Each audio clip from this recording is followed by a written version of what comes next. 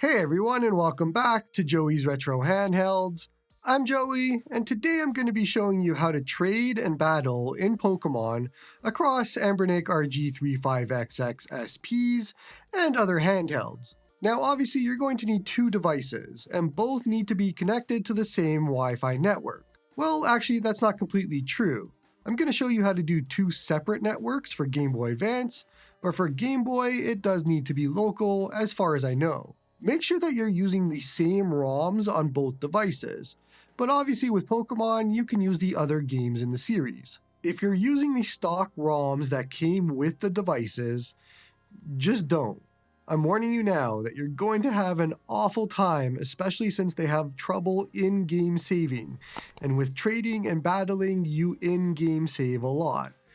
Just replace the ROMs with known good ROMs. Video in my description. You have been warned. Let's do Game Boy first, and then we'll look at Game Boy Advance after. I'll be using Pokemon Yellow for Game Boy. Head to RA Game as usual, and find the game that you want. Then push Y to select the core, and make sure that it's Gambate. Do this on both devices. Start the game on one device, then push the menu button to open RetroArch, scroll down to Core Options, scroll down to Game Link, and then make sure that link mode is set to Network Server. On the other device, follow the exact same steps, except you want to set it to Network Client. You now need to enter the IP address of the Network Server device. So, on that device, just back out to the main menu, Information, Network Information, and you should see an IP address. Mine is under WLAN 0. So my local IP address is 192, 168, 1, and 73. And no, nobody can do anything to hurt me with this, so don't worry. So now on the client device, the other one, you can see there's a bunch of fields for server address. Each one is the IP address digit. So in my case, I go down and I enter 1, then 9, then 2, then 168, and now we come to a spot where there's only one number in the set of 3. So you just have to put 2 zeros first, and then a 1. And then again, we only have 2 numbers at the end, so just put 10 and then 73. Your IP address is going to be different, of course, so just follow the same steps. Back to the main menu for both, then quick menu, and resume. Then just talk to the multiplayer lady and you can battle or trade or whatever you want to do. It might take you a few tries to have the connections established, but it should, hopefully. I'll be honest, all of this is very finicky, so keep that in mind with this guide if it doesn't happen to work for you. Okay, so let's do the same for Game Boy Advance, and just remember that this won't work for Ruby or Sapphire. Once again, we want to head to RA Game, then find the game that you want. So I'm going to be using Pokemon Emerald, and then you want to push Y to select the core, as we can't use GBA since it doesn't support trading and all of that. So you want to select GPSP and press A. Do this on both devices for the games you're going to use for trading. Now, since GBA was the default core, and you've probably been playing the game for a while, you just realize that if you change it to GPSP, it's not automatically going to bring your save over. So what do? Well, it's actually very easy, and you can do it all on the actual device. I'll show it here for stock 35XXSP, but every device and firmware will be different.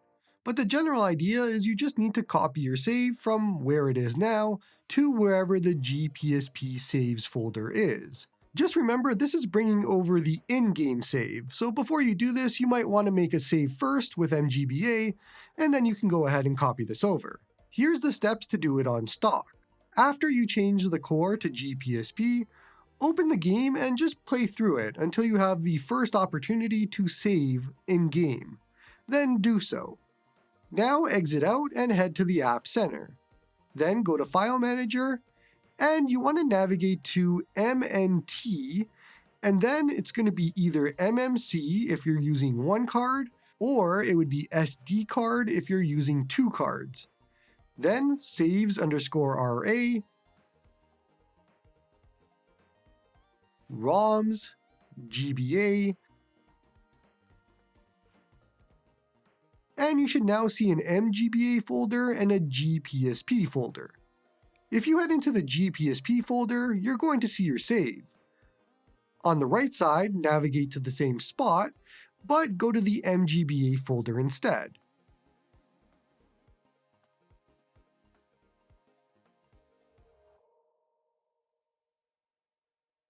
Find your mGBA save, push X, then select copy to the left and overwrite. There you go, you now have your save. One last thing, if you had automatic save state or load state on, when you go and boot up the game, it might load you into that temporary save that we made. Just push M to open RetroArch, then select Restart, and then you can click Continue as normal to load the in-game save instead. Start the game on one device, and then push the menu button to open RetroArch.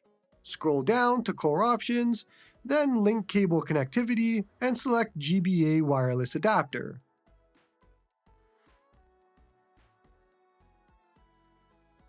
Repeat these same steps on the other device for the other game. Okay, so now just decide which handheld is going to host the game, then push M on that device to get back to RetroArch, head to Main Menu, and then you want the NetPlay tab, then the Host tab. Just double check that Use Relay Server is set to off if it isn't already set to off. Scroll up and start NetPlay Host. From the other device, head to the NetPlay tab, select Refresh NetPlay LAN Host, and you should see your other device pop up. If for some reason it doesn't show, select Connect to NetPlay Host, and you have to enter the IP address of the host device. You can find the IP by jumping back into RetroArch on the host, Main Menu, Information, and Network Information. Once you connect, I would save your game on both devices and head back into the RetroArch menu and then click Restart to restart the emulation. Now you can head to the Pokemon Center and battle or trade or do whatever your heart desires. However, that didn't work for some reason, and I found out that something is wrong with my SP on the right. No matter what I did, it would never work. So you might be wondering why I still continued on with this guide. And here's the answer. It works on other devices, so it just means that something is wrong with my specific SP. For example, here is my RG35XX+, and I followed the exact same steps and completed a trade perfectly without issue. Then I did the exact same thing with my AYN Odin 2 Mini. Same steps, completed a trade perfectly without issue.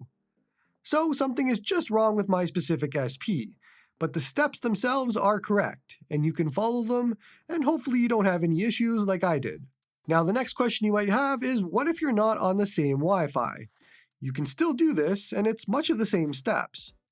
Make sure that you're using the GPSP core once again on both devices. Decide which handheld is going to host the game, then push M on the device to get back to RetroArch. Head to the main menu, then the NetPlay tab, and then the Host tab. This time set both publicly announced NetPlay and Use Relay Server to on. Then set your server region in Relay Server location. And if you're not in the same region on both devices, I would still set the same region for both. So just pick one, and obviously for me it's going to be North America. Scroll up and start NetPlay Host. Now from the other device, head to the NetPlay tab and select Refresh NetPlay Host List instead of the LAN host, and you should see a whole bunch of different NetPlay hosts. Mine was easy, it was the very first option, but it should be pretty obvious which one is yours. Once you connect, I would save your game on both devices, head back into the RetroArch menu, and then click Restart to restart the emulation. You can now head to the Pokemon Center and battle or trade or do whatever your heart desires. Now, before you ask, these steps should work across a whole bunch of different devices, but I'm not about to go and test everything that I own. One takeaway you should have from all of this is that it's very finicky, So if you followed all the steps to the letter and it still doesn't work, there isn't anything that I can do to help you. All of these same steps should work for other games that have multiplayer as well. But I would have to stop playing Pokemon to play other games, and that's not going to happen. So that's all I have for you today. Enjoy the fun, hopefully. Don't forget to like and sub to help the channel grow. Come join me on the Discord to talk about retro handhelds. Support me on Patreon if you like my stuff. And hope you all have a good one.